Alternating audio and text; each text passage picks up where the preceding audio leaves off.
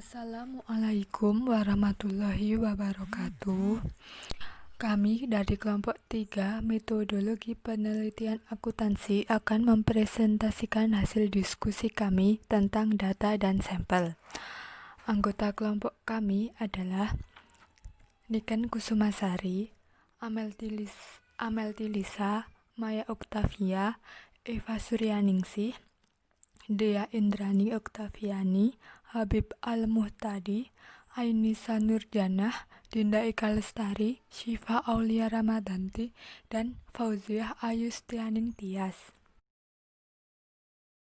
Pada bab 7 ini, bab mengenai data dan sampel, kita akan membahas mengenai beberapa topik, di antaranya pengujian data, jenis dan sumber data, pengumpulan data, populasi elemen dan sampel, metode penyampelan, dan penentuan ukuran sampel. Materi yang pertama ini mengenai pentingnya pengujian data. Sebelumnya kita ke pengertian dari data. Data adalah wujud dari fakta atau fenomena yang ada di praktik. Nah, setelah data dipastikan dapat diperoleh, maka peneliti perlu melakukan pengujian atas datanya sebelum melakukan analisis data. Pengujian data dapat memengaruhi ketepatan analisis, prediksi, dan interpretasi hasilnya, sehingga simpulan yang diambil akan tepat. Beberapa pengujian data yang harus dilakukan sebelum melakukan analisis multivariat, di antaranya yaitu yang pertama pengujian bentuk distribusi data, yang kedua pengujian hubungan antar variabel, dan ketiga pengujian perbedaan kelompok.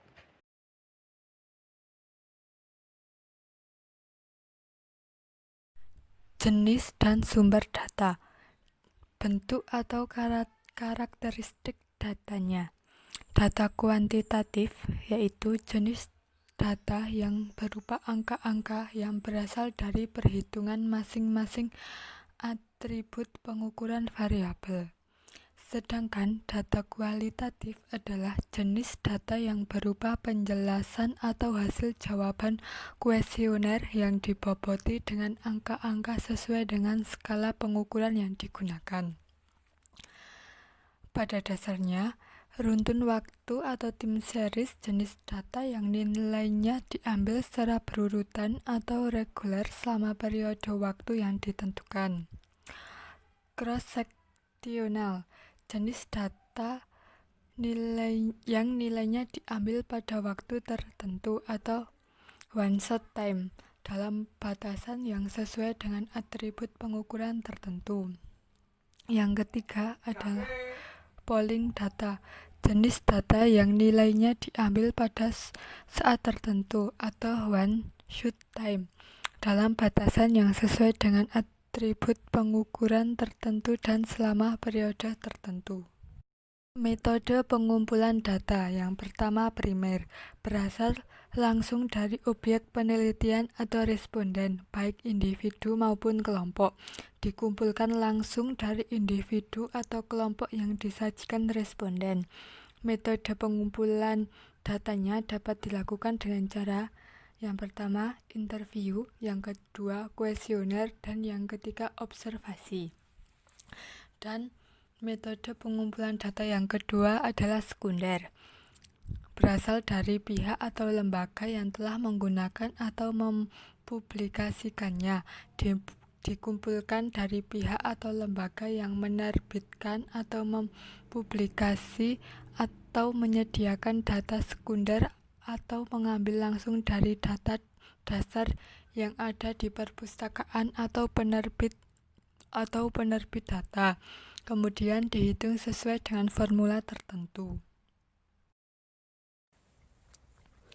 Populasi elemen dan sampel. Populasi adalah kumpulan dari elemen-elemen yang mempunyai karakteristik tertentu yang dapat digunakan untuk membuat suatu kesimpulan. Elemen-elemen ini dapat berupa orang, manajer, auditor, perusahaan, peristiwa, atau segala sesuatu yang menarik untuk diamati atau diteliti. Populasi yang terdiri dari jutaan elemen tidak mungkin dapat diobservasi semua. Oleh karena itu, peneliti membutuhkan suatu sampel. Sampel merupakan kumpulan subjek yang mewakili populasi. Sampel yang diambil ini harus mempunyai karakteristik yang sama dengan populasinya dan harus mewakili anggota populasi. Metode yang digunakan untuk mengambil keseluruhan dari anggota populasi ini adalah sensus.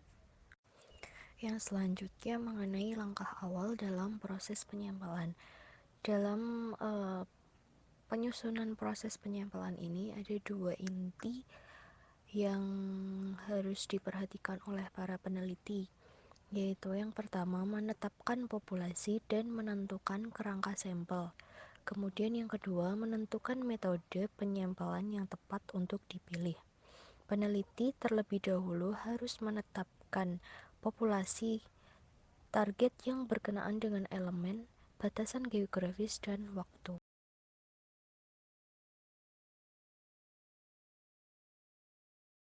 Yang selanjutnya ada metode penyampelan. Metode penyampelan terbagi menjadi dua. Yang pertama ada metode penyampelan probabilitas. Metode ini terdiri dari atas penyampelan berikut ini. Yang pertama, simple random sampling. Yang kedua, systematic random sampling. Yang ketiga, stratified random sampling. Dan yang keempat, cluster random. Dan metode yang kedua yaitu non-probabilitas. Metode ini terdiri dari atas metode penyampelan berikut. Yang pertama, purposive sampling, yang kedua snowball sampling, yang ketiga quota sampling, yang keempat convenience sampling.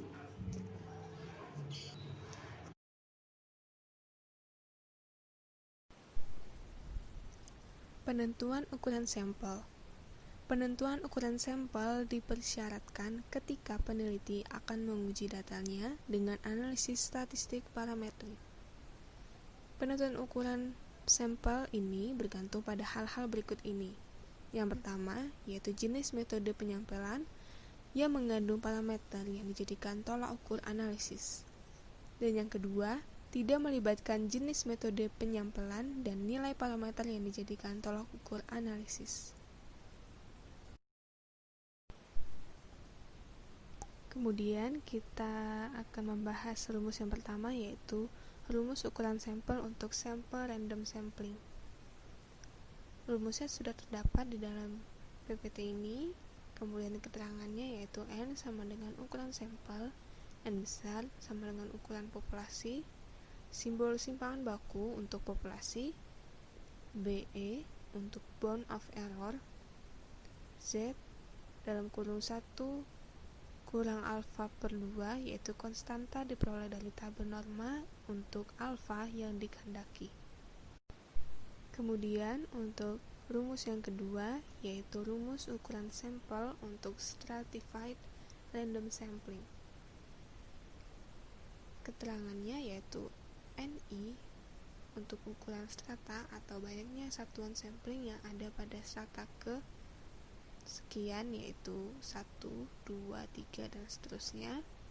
L yaitu banyaknya strata, BE yaitu bound of error yang dikehendaki, N besar ukuran sampel, NI ukuran sampel yang ditarik dari strata ke sekian. Besarnya ditentukan oleh cara alokasi apakah sama rata, proporsional, optimum, atau berdasarkan alokasi Neyman. Selanjutnya yaitu menentukan ukuran sampel menurut ketentuan G and Dale. Yang pertama, penelitian deskriptif minimal diambil sampel 10% dari populasi. Jika populasi besar, minimal 20% dari populasi. Dan yang kedua, untuk penelitian yang sifatnya menguji menghubungkan minimal 30 sampel. Dan yang ketiga, untuk penelitian kausalitas dianjurkan minimal 30 subjek per kelompok. Dan yang terakhir, untuk penelitian eksperimen minimal sampel 15 subjek per kelompok.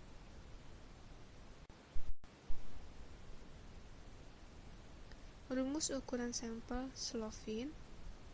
yaitu N sama dengan N per 1 plus N alfa kuadrat. Keterangannya N yaitu ukuran sampel, N besar yaitu ukuran populasi, alfa yaitu toleransi ketidaktelitian dalam persen.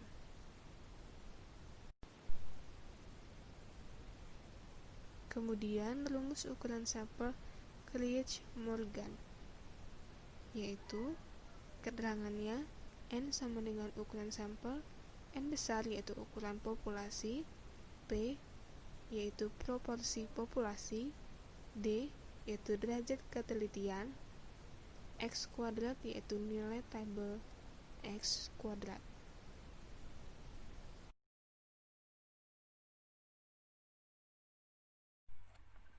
Sekian presentasi dari kelompok kami. Wassalamualaikum warahmatullahi wabarakatuh.